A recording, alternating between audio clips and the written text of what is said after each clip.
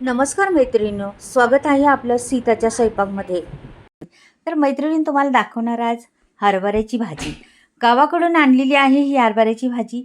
खूप चविष्ट लागते, खूप छान लागते, प्रोटीननी भरलेली हरभऱ्याची भाजी. नक्कीच पहा तुम्ही व्हिडिओ. हे पहा, आता मी लसूण घेतलेला आहे. हरभऱ्याची भाजी दाखवते तुम्हाला नंतर. मिरच्या घेतलेल्या आहेत 10-12. ही भाजी कशी जरा चरचरीत करायची, चमचमीत करायची, मग तिला जास्त मिरच्या घालायच्या. जराशा मिरच्या वाटून घेते, नंतर दुसरं प्रोसेस दाखवते तुम्हाला मी. हे पहा, मी वाटून घेतलेले आहे. जरासं थोडंसं फिरवायचं, जास्त नाही. हे बघा, आता खोलून दाखवते. असं थोडंसं फिरवलेलं आहे पहा. आणि आता त्याच्यात घालणार आहे मी शेंगदाणे. याच पद्धतीत एकत्र वाटलं तर काय होतं, शेंगदाणे कधी मोठेच राहतात, कधी बारीक राहतात, कधी असं होतं. तर मग ते मिरच्या अख्ख्याच राहतात, नाहीतर अशाच होतात. तो थोडं थोडं वाटलं ना, तर मग छान होतं ते. आणि आपल्याला जास्त बारीक नाही करायचे शेंगदाणे, का की शेंगदाणे थोडे थोडे अर्धे किंवा अख्खे सुद्धा राहिले तरी त्या भाजीत छान लागतात. म्हणून जास्त बारीक नाही करायचे. हे पहा, असं केलेलं आहे. आता मी बाजूला ठेवते ते. हे याच्यात ओतून ठेवते. आणखीन दुसरी प्रोसेस करून दाखवते. तुम्ही शेंगदाणे पहा, थोडेसे अख्खे पण आहेत, थोडे अर्धे पण आहेत. असेच लागतात त्या भाजीला, असेच ठेवायचे. हरभऱ्याची भाजी चवीला ना मैत्रिणी तुम्हाला सांगते पुढे गेल्यावर कशी असणार आहे आणि काय त्या भाजीपासून फायदा आहे, ती कधी उगवणार आहे, उगवती, कधी येती भाजी ती, ती नक्कीच तुम्हाला पुढे गेल्यावर सांगते. जरा व्हिडिओ संपूर्ण पहा आणि काय भाजीपासून फायदा आहे ते नक्कीच मला कळेल.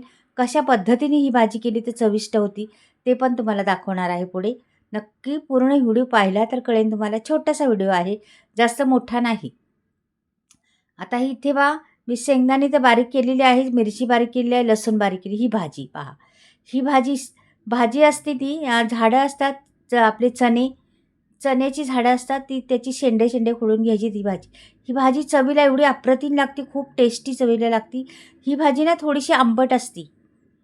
आंबट का असते तर आता थंडीमध्ये कशी दैवार पडतं सकाळचं, पाणी पडत असतं वरून आभाळातून, आणि त्याला दैवार म्हणतात. तर ते दैवार पडतं त्याच्यावर, आणि ती भाजी मग थोडी आंबूस होती, आंबट लागते ती भाजी.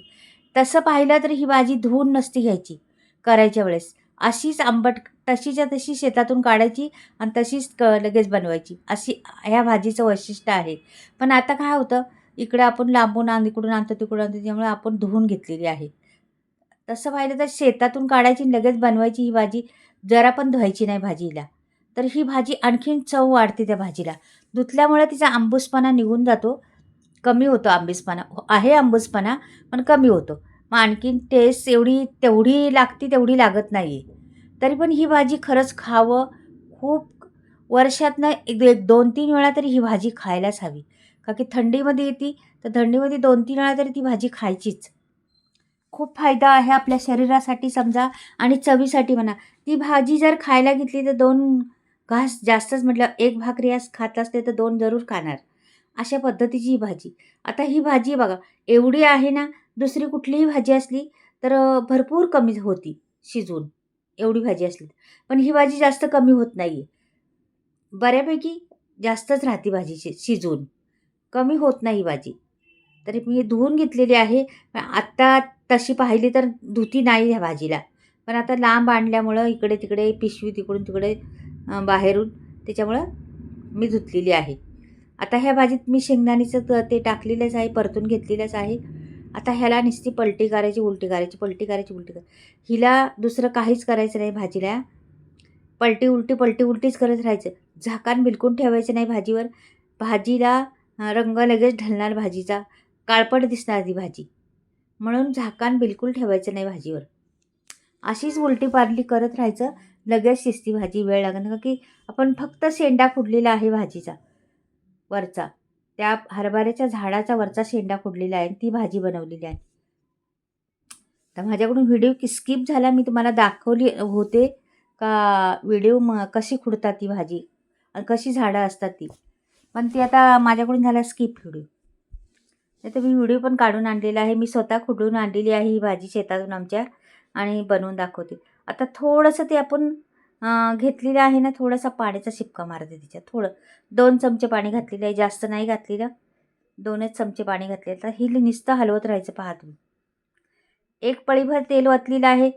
तेल पण नाही जास्त लागत त्याच्यात, का की शेंगदाणे घातलेले आहेत ना. तेल नाही टाकलं तरी चालतं आहे, त्याला काही प्रॉब्लेम नाही. भाजी अगदी चटपटीत होती. मैत्रिणींनो, ही भाजी नक्कीच करा आणि खा. बाजारात भेटतात, पण एवढी चव येत नाही, का की इथे शेर वस्तीला काय होतं, ते दुसरे काबुली चणे असतात ना, त्याची भाजी असते. ही कशी गावरान चण्याची भाजी असते. काळे छोटे चणे असतात ना, चॉकलेटी कलरचे, त्याची भाजी असते. आता मीठ टाकायचे त्या भाजीमध्ये, का की भाजी कमी झालेली आहे. कमी झालं तरच मीठ टाकायचं. आता भाजीला पाणी पण सुटेल मीठ टाकल्यामुळे, आणि भाजी शिजायला मदत पण होईल. आणि भाजी किती अंदाज ते पण कळतो आपल्याला. म्हणून पालेभाज्यांमध्ये नंतरच मीठ टाकायचं, पहिलं मीठ टाकायचं नाही. हे खात्रीने तुम्हाला टिप्स आहे, ही टिप्स फॉलो करत जा. पालेभाज्यांमध्ये नंतर मीठ टाकायचं. भाजीचा अंदाज कळतो आपल्याला, ही भाजी किती शिजून राहिलेली आहे त्याच्यावर, मग तेव्हाच मीठ टाकायचं आपण. म्हणजे एकदम परफेक्ट भाजी होते, नाही खरट होत, नाही अळणी होत. आता ही भाजी ना अशी सोडायची बघा. मी आता सोडते ना काबिलत्यानी, अशी सोडून घ्यायची, सुट्टी करून टाकायची सगळी, का की हा मसाला सगळीकडे गेला पाहिजे. का की ही भाजी काय होतं, असं गठ्ठे गठ्ठे राहतात ह्या भाजीमध्ये. मग ते गठ्ठे राहतात, मग त्याला मसाला लागत नाही. गठ्ठ्यांमध्ये आतमध्ये मसाला जातच नाही. हे पहा, मी अर्धे काही शेंगदाणे आहेत, काही मोठे अख्खे आहेत. ते आपण भाजी खाताना ना खूप टेस्टी लागतात, का की आंबूस पैदा होतो त्याला, आंबूसपणा. आणि मग ते शिजतात पण, आणि त्याला खूप टेस्ट येते. म्हणून थोडे थोडे अख्खे आणि अर्धे असे शेंगदाणे पण टाकायचे त्याच्यात. तर ते तशाच पद्धतीने मी वाटून घेतलं होतं, त्याच्यामुळे ते बघा तसे राहिलेले आहेत. पहा बरं, भाजी आपोआप शिजत आलेली आहे का नाही, कमी कमी झाली आणि भाजी शिजत आलेली आहे. पहा, अशी सुट्टे करत राहायचं सारखं. भाजीला वेळ लागत नाही शिजायला, पटकन शिजती भाजी. मैत्रिणींनो, ही भाजी हरभऱ्याची तुम्ही केली असेल कधी का? नक्कीच मला कळवा. करता का तुम्ही ही भाजी?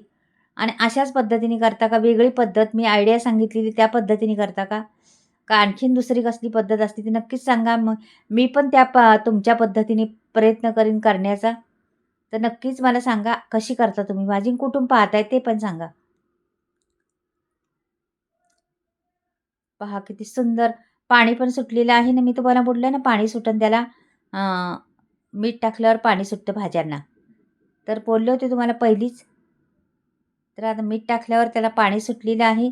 तर छान उलटं-पालटं करून घेते जरा आणखीन थोडीशी, का आपली भाजी तयार होणार आहे. एकदम पण कोरडी करायची नाही मैत्रिणींनो भाजी. म्हणजे अशी थोडीशी अशी त्याच्यात पाण्याचा ओलावा राहिलाच पाहिजे, अशा पद्धतीनेच करायची भाजी. एकदम पण कोरडी नाही झाली पाहिजे.